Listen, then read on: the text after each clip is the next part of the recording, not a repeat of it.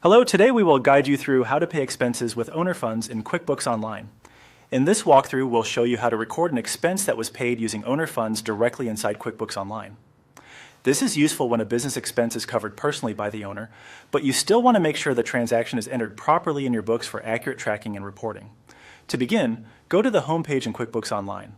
This is your main dashboard, and it's the easiest place to start when entering a new transaction. Once you're on the home screen, move your mouse to the Create button at the top left of the page. Hovering here opens the Quick Action menu, which gives you access to several common transaction types.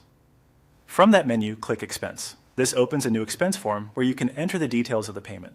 Since the expense was paid with owner funds, this form helps document both what was purchased and where the money came from.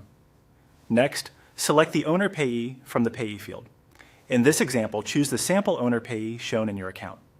The payee field identifies who made or is associated with the payment, so it's important to select the correct option here to keep your records organized. After that, select the payment account. Choose the sample payment account that represents owner funds. This step matters because it tells QuickBooks that the business expense was not paid from a regular business bank account, but instead from funds provided by the owner.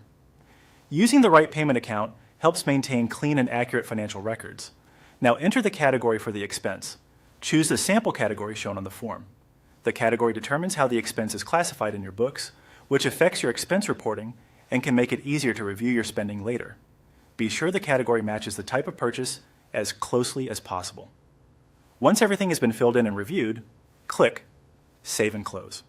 This saves the expense and exits the form, returning you to the previous screen. And that's it. You've successfully recorded an expense paid with owner funds in QuickBooks Online.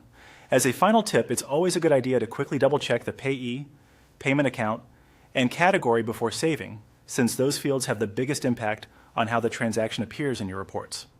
Thanks for following along, and we hope this helps you keep your QuickBooks records accurate and up to date.